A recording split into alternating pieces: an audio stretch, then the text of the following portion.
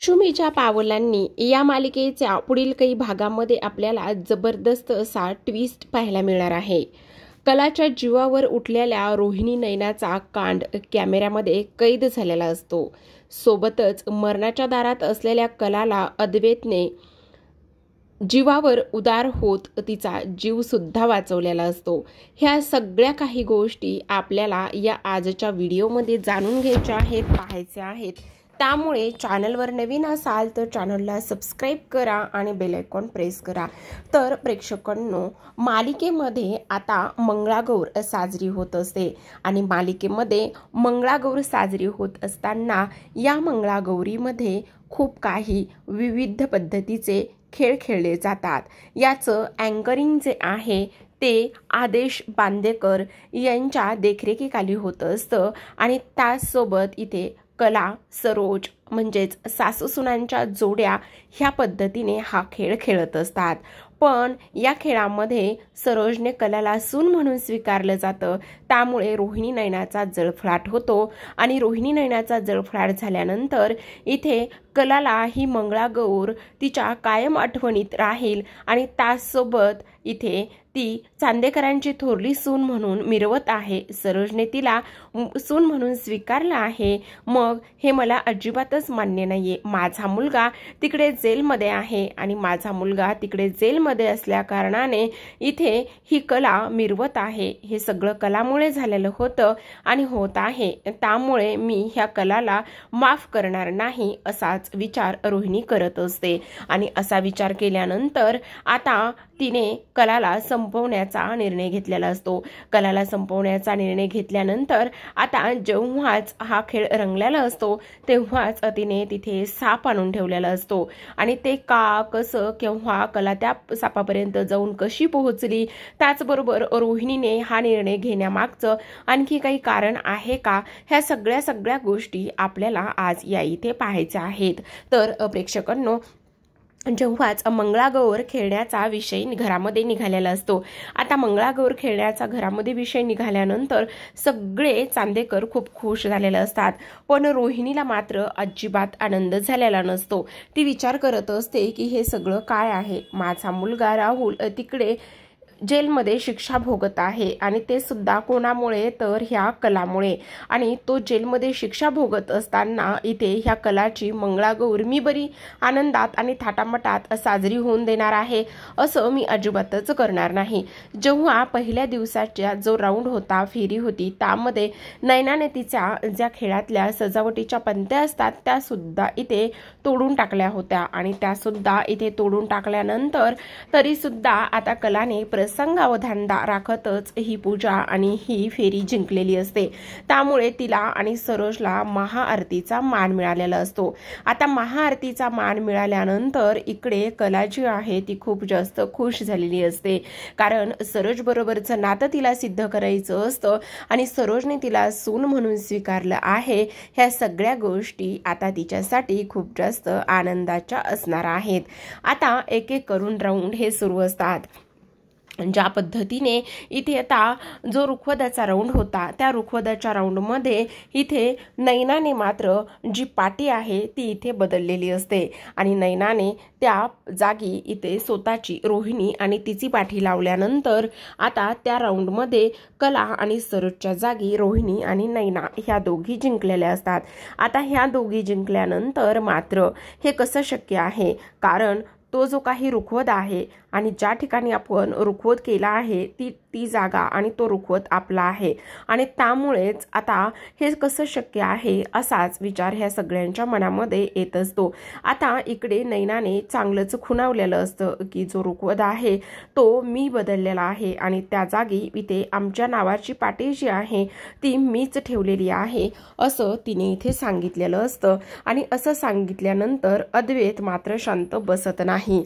अद्वैत सोबतच इकडे ही बाकीची लोक सुद्धा शांत बसत नाही, पण कला म्हणत असते असू देत, काहीही एक फरक पडत नाही. जरी आपण हरलो असलो तरी सुद्धा इथे आपल्याच घरातील व्यक्ती म्हणजेच रोहिणी मॅडम आणि नैना ह्या दोघी जिंकलेल्या आहेत, त्यामुळे जास्त काही फारसा फरक पडत नाही असं कलाचं म्हणणं असतं. आणि असं कलाचं म्हणणं असताना आता मात्र इकडे जो अद्वैत आहे तो चिडत असतो, तर सरोजला तर प्रचंड राग येत असतो. आणि सरोजला प्रचंड राग आल्यानंतर ती आता रोहिणीशी बोलायला जाते. रोहिणी, ती एक तुझी सून मूर्ख आहे, ती बोलेल आणि ती म्हणेल तसंच तू वागत आहेस आणि करत आहेस. मग तुला ह्या सगळ्या गोष्टी इथे समजत नाहीत का, किंवा तुला ह्या सगळ्या गोष्टीचं भान नाही का? तिच्याबरोबर तू सुद्धा इथे माती रोज रोहिणीला म्हणत असते. आणि चांगलाच पान उतारा इथे सरोजने रोहिणी आणि नैनाचा केलेला असतो. ती म्हणत असते, तुझी हिंमत कशी झाली? आम्ही एवढी मेहनत केली होती आणि तुला जर एवढंच जिंकायचं होतंस तर तू स्वतः हे करायचं होतं. तू आमच्या जागी स्वतःचे नावाचे बॅनर का ठेवायला लावलेस? त्यावर रोहिणी म्हणते, ही नैना मूर्ख आहे, मला नाही माहिती सरोज वहिनी हे सगळं तिने केलेलं आहे आणि तू माझ्यावरती असा अविश्वास प्लीज दाखवू नकोस, असं रोहिणी म्हणते. आता रोहिणी ह्या सगळ्या गोष्टी बोलल्यावर सरोजला राग आलेला असतो हे तिला स्पष्ट जाणवतं. पण अद्वैत सुद्धा म्हणत असतो, आत्या तू तिला पाठीशी घालत आहेस. कलाने एवढी मेहनत केली होती, आईनं एवढी मेहनत केली होती आणि त्या दोघींनी एवढी मेहनत करून त्या दोघींच्या याच्यावर पूर्ण पाणी फिरवलं आहे. स्पर्धा ही स्पर्धा असते आबा. त्याचबरोबर अद्वैत आणि सरोज ह्या सगळ्यांनी चांगलंच त्या दोघींना झापलेलं असतं आणि चांगलंच झापल्यामुळे इथे रोहिणीला खूप जास्त हट झालेलं असतं. तिच्या सुनेपुढे आता ही मला कशी बोलू शकते? आणि त्याचबरोबर रोहिणी म्हणत असते, आता तर काय तुम्ही दोघी एकत्र आलेला आहात आणि काय गे सरोज वहिनी, आत्तापर्यंत तू ह्या कलाचा रागराग करत होतीस आणि आत्ता अचानकच तुला तिचा एवढा पुळका का आणि कशासाठी येऊ लागलेला आहे? त्यावरच आता सरोज म्हणत असते, हे बघ रोहिणी, विषयाला वेगळं वळण तू देऊ नकोस, जी गोष्ट मी इथे बोलत आहे त्याच गोष्टीवरती तू बोल. असं म्हणूनच आता ह्या सगळ्यांचं चांगलंच वाजलेलं असतं.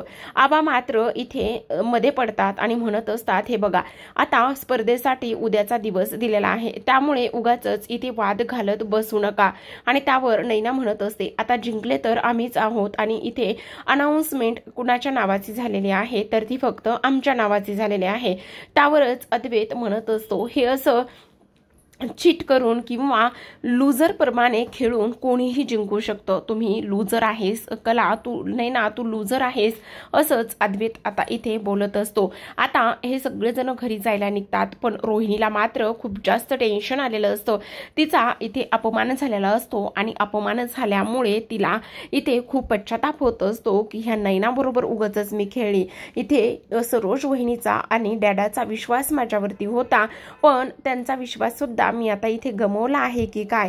इथे एकतर माझा मुलगा जेलमध्ये आहे आणि माझा मुलगा जेलमध्ये असताना आता इथे मी एकटी पडली आहे, असंच आता रोहिणीला वाटतं. आणि त्यामुळेच रोहिणी विचार करत असते की मला आता राहुलला भेटायला जायला पाहिजे. काही जरी झालं तरी सुद्धा त्याला इथे सोडवण्यासाठी मला काहीतरी प्रयत्न करावे लागणार आहेत. पण आता हे सगळी लोक घरी गेलेली आहेत. आता मला असं वाटतंय की मी नक्कीच त्याला एकदा जाऊन भेटून यावं. असं म्हणूनच आता इकडे रोहिणी जी आहे ती इकडे जेलमध्ये राहुलला भेटायला गेलेली असते. आता जेव्हा रोहिणी राहुलला जेलमध्ये भेटायला जाते तेव्हा राहुल तिला म्हणत असतो, मम्मा मला तू इथे किती दिवस ठेवणार आहेस? मला ह्या जेलमध्ये नाही राहायचंय ग, प्लीज मला बाहेर काढ. मी त्या गौरवला सुद्धा फोन केला होता पण त्याने फोन नाही उचलला, त्याने वकील पाठवलाय. त्यावरच आता रोहिणी म्हणत असते, नको काळजी करूस राहुल, सगळं काही अगदीच तुझ्या म्हणण्याप्रमाणे होणार आहे आणि तू नको काळजी करू, मी आहे ना, मी तुला नक्कीच इथून लवकरात लवकर सोडवण्याचा प्रयत्न करेल. त्यावरच आता राहुल म्हणत असतो, मी असं ऐकलंय की घरी मंगळागौर खूपच जोरात आणि कार्यक्रम सुरू आहे. त्यावरच आता इथे रोहिणी म्हणत असते, हे सगळं त्या कलामुळे झालेलं आहे, त्या कलाला तर मी अजिबातच सोडणार नाही. त्यावरच आता राहुल म्हणत असतो, मला एकदा बाहेर पडू दे, मग मी बघ कसा करतोय ते. आणि तेव्हाच दोघांमध्ये खूप मोठा प्लॅन इथे शिजत असतो.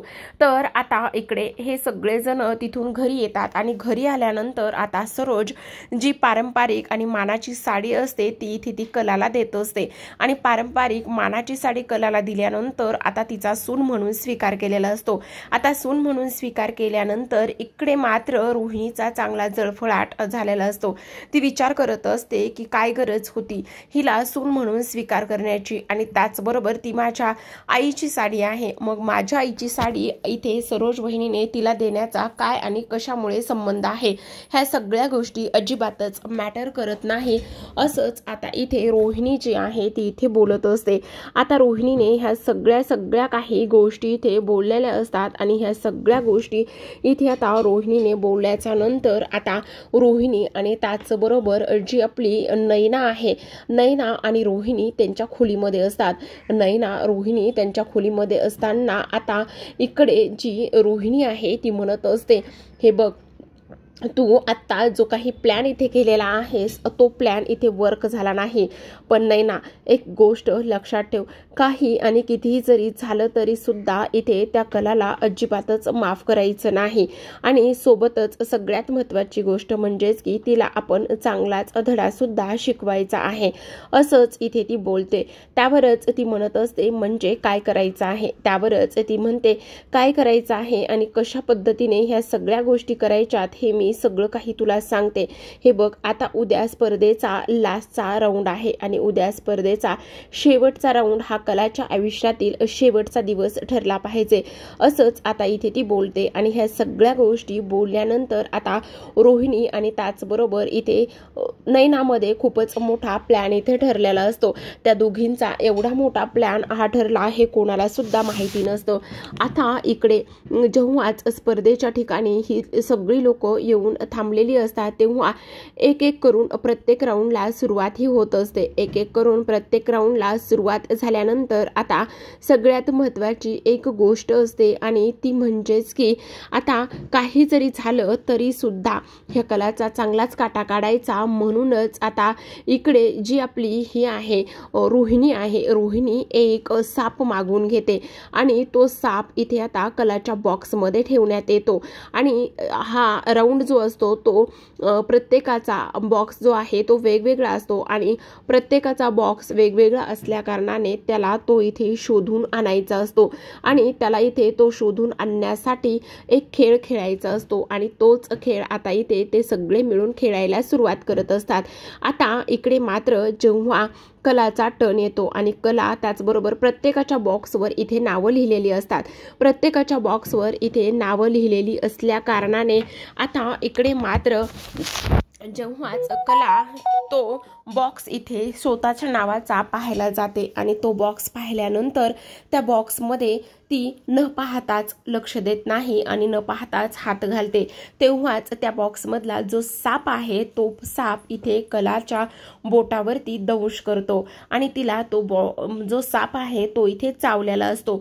आता इकडे कला जोरातच ओरडत असते, पण म्युझिकचा आवाज खूप असल्यामुळे आता फारसं काही इथे कलाचा आवाज कोणापर्यंत पोहोचत नाही, पण कला उठून उभी राहते आणि आतापर्यंत कला कशी आली नाही म्हणून सगळ्यांचं लक्ष इकडे तिकडे असतं आणि इकडे तिकडे लक्ष असतानाच अद्वैतचं लक्ष कलाकडे जातं। आता अद्वैतचं लक्ष कलाकडे गेल्यानंतर आता इकडे मात्र लगेचच अद्वैत धावतच खरे म्हणत असतो आणि धावतच खरे म्हटल्यानंतर आता सगळेजण त्याच्याकडे धावतच निघालेले असतात। तेव्हा इथे कलाच्या तोंडातून इथे फेस बाहेर येत असतो। त्या सापाचा दंशामुळे जे विष आहे ते तिच्या शरीरामध्ये गेलेलं असतं आणि जेव्हाच कला इथे अस्वस्थ होऊन तिथे पडलेली असते तेव्हाच धावतच तिच्याजवळ सगळेजण जातात। आता सगळेजण गेल्यानंतर इकडे कलाला काय झाले, आता एवढा मोठा कार्यक्रम म्हटल्यावर त्यांनी डॉक्टर सुद्धा तिथे अवेलेबल केलेले असतात। धावतच डॉक्टर येतात आणि कलाला चेक करत असतात। इकडे तिथे काय झालंय हा प्रकार पाहण्यासाठी अद्वैत धावतच तिकडे पळत असतो आणि धावतच तिकडे पळाल्यानंतर इथे त्याला तो समोर साप दिसत असतो। आता समोर साप पाहिल्याच्या नंतर इथे अद्वैतला खात्री पटते की कलाला साप चावला आहे, म्हणून तो पुन्हा तिकडे येतो आणि तिकडे आल्यानंतर सरोजच्या मांडीवरती इथे आता तिचं डोकं असतं आणि सरोजच्या मांडीवरती तिचं डोकं असताना इकडे आता लगेचच जी कला आहे कलाला उठवण्याचा ती प्रयत्न करत असते। पण आता इथे जो अद्वैत आहे तो म्हणत असतो की आई तिला साप चावलेला आहे, आई तिला साप चावलेला आहे असं इथे तो बोलत असतो। आणि ह्या सगळ्या गोष्टी आता इथे तो बोलल्यानंतर लगेचच आता जी सरोज आहे, सरोजच्या हातामध्ये एक कपडा असतो आणि सरोज लगेचच तो कपडा जो आहे तो इथे फाडते आणि कपडा फाडल्याच्या नंतर लगेचच तिच्या हाताला तो घट्ट कपडा बांधत असते, जेणेकरून जे विष आहे साप चावल्याचं ते विष तिच्या पूर्ण शरीरामध्ये पसरू नये म्हणूनच।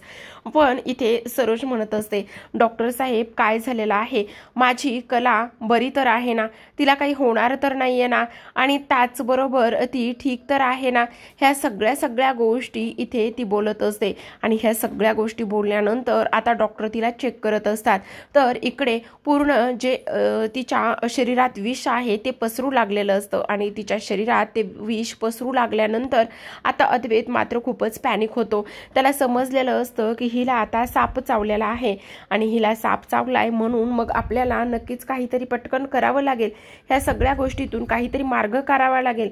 म्हणून तो लगेचच विचार करतो, नाही मला काहीतरी करावं लागणार आहे असं म्हणून तो लगेचच आता कलाचा हात हातामध्ये घेतो आणि कलाचा हात हातामध्ये घेतल्यानंतर आता अद्वैत ज्या हाताला इथे विष झालेलं असतं किंवा दंश झालेला असतो तो हात लगेचच आपल्या तोंडामध्ये घेतो आणि सगळं काही विष तो इथे बाहेर काढत असतो। सगळं विष बाहेर काढल्यानंतर आता मात्र इथे सरोज त्याला म्हणत असते, अद्वैत तू हे काय केलंयस? पण अद्वैत मात्र कुठल्याच ऐकण्याच्या मनस्थितीमध्ये नसतो, कारण त्याने आता कलाच्या जे शरीरामध्ये विष पसरू लागलेलं होतं ते विष त्याने इथे काढून घेतलेलं असतं।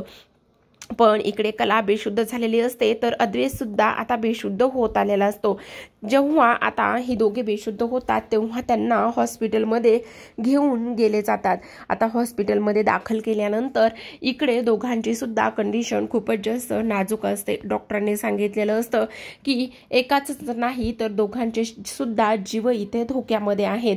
त्याचबरोबर आता इकडे सर्वात महत्त्वाची गोष्ट म्हणजेच की सरोज विचार करते त्या बॉक्समध्ये साप नेमका आला कसा, म्हणूनच तिथे असलेले जे कॅमेरे ऑन असतात त्या कॅमेरे सगळे ती चेक करत असते आणि ते कॅमेरे चेक केल्यानंतर त्या बॉक्सच्या जवळ इथे नैना आणि त्याचबरोबर रोहिणी तिला दिसत असतात।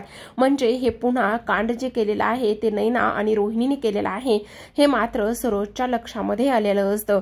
तर इकडे आता 24 तास उलटून गेल्यानंतर अद्वैत आणि त्याचबरोबर कलाला शुद्ध आलेली असते। ते आता डॉक्टरांनी सांगितलेलं असतं की ते दोघे सुद्धा आउट ऑफ डेंजर आहेत। तर इकडे मात्र सरोजने रोहिणी आणि नैना समोर येतच त्यांच्या सनकन कानाखाली वाजवलेली असते आणि असं म्हटलेलं असतं की तुम्हा दोघींची हिंमत कशी झाली माझ्या सुनेच्या जीवावर उठण्याची, आणि त्याचबरोबर मी तुम्हाला कालच ऑन केलं होतं, जर माझ्या सुनेला काही आणि मुलाला काही जर झालं असतं तर मी तुम्हाला कधीच माफ करू शकले नसते। असं म्हणूनच आता इकडे मात्र सरोज खूपच मोठा विचार करते, निर्णय घेते। ती म्हणत असते, तुम्हा दोघींना इथे माझ्या घरामध्ये राहण्याचा काही एक अधिकार नाहीये, तुम्ही दोघींनी सुद्धा आत्ताच्या आत्ता या माझ्या घरातून चालतं व्हायचं। असं म्हणूनच आता सरोजने रोहिणी आणि नैनाची चांगलीच खरडपट्टी करून त्यांच्या घरातून, चांदेकरांच्या घरातून हकलपट्टी केलेली असते। तर आता प्रेक्षकांनो इकडे कला आणि त्याचबरोबर अद्वैत हे दोघे सुद्धा आउट ऑफ डेंजर असतात आणि त्यामुळे आता नैना आणि त्याचबरोबर रोहिणी ह्या दोघींना सुद्धा घरातून बाहेर जावं लागलेलं असतं। तर आता सरोजने कलाला सुनेचा दर्जा दिलेला आहे, पण अद्वैत आणि त्याचबरोबर कलामधील नातं कधी फुलेल, कधी मार्गी लागेल, दोघांचं एकमेकावर असलेलं प्रेम दोघांना कधी समजेल हे पाहणं तेवढंच इंटरेस्टिंग असणार आहे। तर अशाच नवनवीन मालिकांचे डेली अपडेट्स आणि ट्विस्ट जाणून घ्यायचे असतील नक्कीच आपल्या चॅनलला सबस्क्राईब करा। भेटूयात पुन्हा एका नवीन ट्विस्ट सोबत, तोपर्यंत पाहत रहा लक्ष्मीच्या पावलांनी।